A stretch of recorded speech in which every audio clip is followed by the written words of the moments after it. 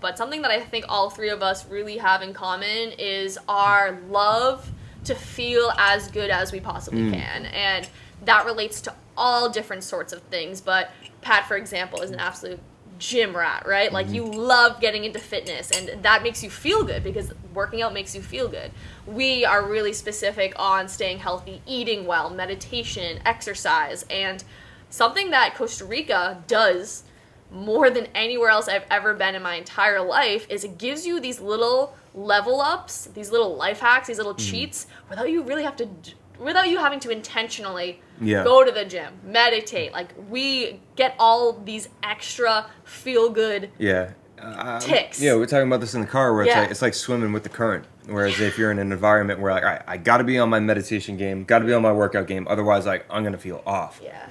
And then you bring that energy here, where it's like you're doing that, but then you also have, like, nature's throwing you a bone, like the sunlight's giving you a bone. You go in the ocean, you're just getting all the food is good, right? The food here, and all of a sudden, like, you just start feeling a whole different way, and it's not like, damn, I put in so much effort just to get like 10 feet up this river, and then other guys are like smoking a joint, just like rolling down the river, like, that's good, man. Yes. Something that Pat said the other day that I found really interesting was us three went to the gym together.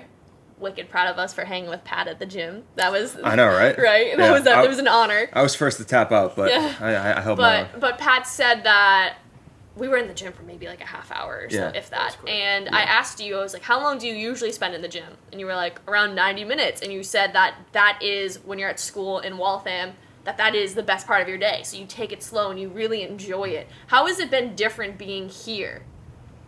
Yeah, I mean, when the gym at school is like an escape for me. Like, so I'm putting on my favorite music. You're getting that dopamine, euphoric rush of lifting and whatever, and it's breaking you sweat.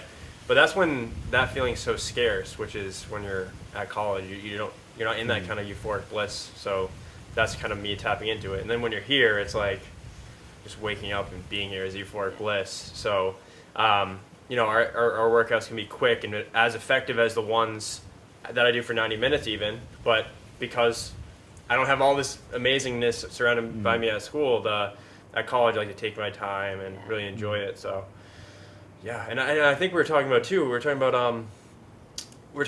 how different we eat, and you guys like are very like, I want to feel good, maybe intermittent fasting, I want to eat at the end of the day. And I'm like, well, I'm eating all this food. And it's like, okay, why is that? It's like, I personally, ideally, like, from an entrepreneurial performance standpoint, I'd be like, oh, I'd love to be doing what you guys are doing. But then there's, like, a part of me is like, but I get, like, that kind of attributes to why I spend 90 minutes in the gym, because, like, I want to really, like, go harder on transforming my body or whatever. But, like, Hulk smash. But, it roots in, like, like self-esteem things from when I was younger. It always comes back to, like, as a skinny kid and still being hooked on, trying to get bigger and whatever. So, I think I have a very healthy perspective and healthy relationship with food. But there's definitely times in my life, like 2 years ago, where there's like this thing in like bodybuilding, and this isn't to be like not kind of like, this isn't controversial. It's called bigorexia. It's just like a thing, it's phrased in bodybuilding, right? Where it's like you're just eating as much as possible just to get big because you think that's what you have to do. But like, I got really hooked on that, where I was eating a ton. I didn't look good, but I was like rooted in like deep insecurities of like trying not to be skinny. Yeah. So now I have this like really like, now I'm just like, I want to have a blend of what you guys are doing, which is like a healthy relationship with food where you're eating for performance, but also still kind of blend in some like still eating in the morning, still getting my food in. Yeah. But like, I don't know where I'm going with this, but I think it's just super interesting to see like we're a lot alike, but we have different goals and our passions, and what makes us really tick and flow is like different, Yeah. No, you go ahead. Yeah, how's your relationship like with food changed from like bigorexia to wherever you're at now, and then maybe like a little bit more in Costa Rica, if it has changed at all?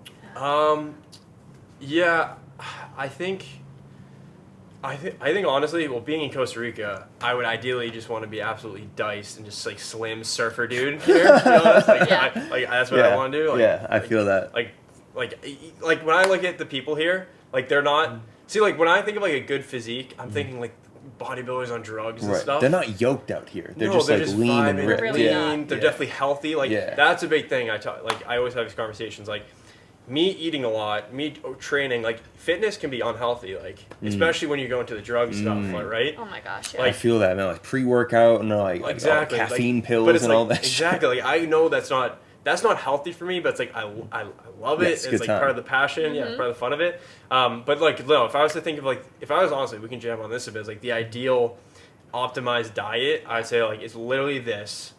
90% vegetables, a little bit of protein in there. Some might say go vegan, but like I think maybe a little bit of protein in there. I think you need the meat. You need the meat, but like what we're having here is what like complete health is what it is. And I want to summarize what you're saying before we go on to the next so topic. I think it's so important to know what your goals are, and I mentioned this on other podcasts, but what am I working towards? Everything we do through our days, from what we eat to how we act to who we interact with, it's leading us to some sort of result. And you eating way more than us, it's leading to a different goal that we don't have. And that is so okay. And you bring up a really, really important point of healthily and being healthy when you move towards your goals, because food and understanding food can be a really, really tough line to walk on. And I think you bring up some really, really cool talking points of our perception towards what is success and what is health, and like the real what's really behind that. Like you talk about these bodybuilders, and so many people will see them like, wow, that's so impressive, that's so healthy. Even my personal trainer, one that I had a couple years ago, said that she wanted to go into a bodybuilding competition, but she felt like she couldn't because she has had some health issues in the past, and she really doesn't want to dehydrate herself for the bodybuilding competition. So talk about a little bit about that, of how your mindset has shifted towards a more healthy road of achieving your goals. I think it does come back to self-awareness. And, you know, one thing that a lot of people lack is, I am like one of those really optimistic people. It's like, oh, you can do whatever you set your mind to. But like I'm very optimistic like that, but also you need to take into account like really where your limitations are. Because especially with something like bodybuilding, you know, that was probably an initial goal for me. Like I wanted to reach that level. And I'm all for people that like I have massive respect for like those bodybuilders. Whatever you do where you go all out, you're unhealthy. Like that's just sick to me. I have that hardcore mentality.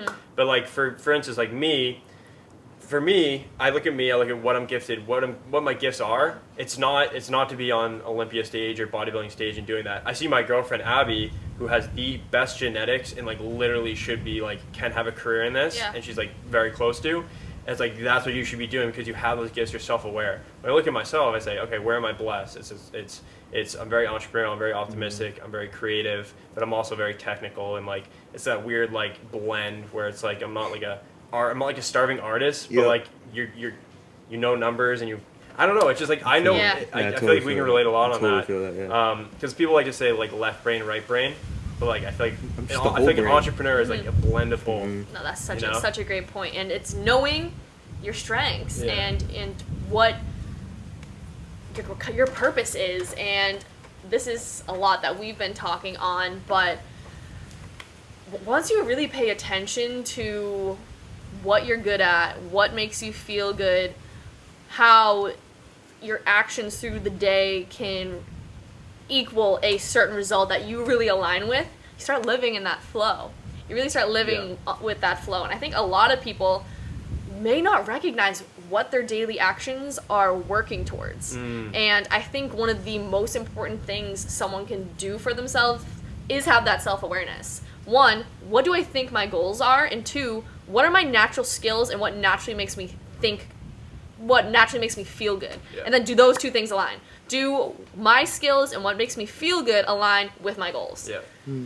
And you give a great example of your girlfriend who's ripped, has a jawline like literally no other. It's so impressive, like pull-ups on the yacht. And if she knows that her goals align with her natural skills, her natural genetics, and what makes her feel good, then how can anyone hate on that? Even the people who go all in on the bodybuilding and the drugs and this, that, and the other thing, some people, if you have the mindset that this is living, that this is healthy, there's a lot of power in that as well. And we talk about this with like our parents and stuff a lot too. Like, so to go off this, like to tell you guys a story I think you'll find super interesting. Cool. There's a bodybuilder called Ronnie Coleman. He's a massive dude who was a star in the late 90s, early 2000s.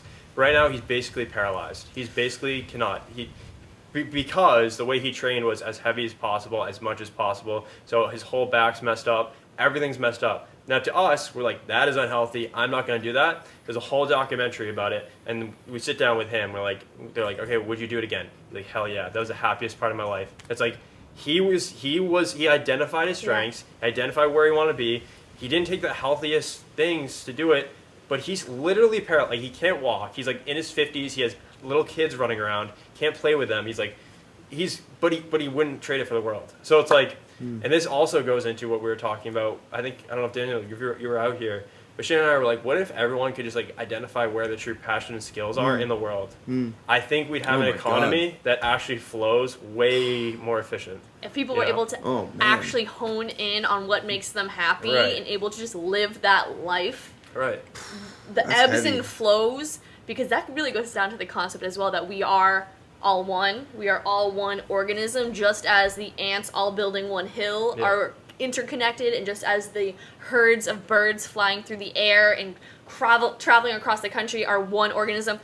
Like, how can we say the humans aren't similar? And if we worked as one community and really identified what we're good at and worked together in an aspect of community, which has been a huge realization for me as well, it'd remove a lot of the barriers that are truly cardboard guards. I feel you.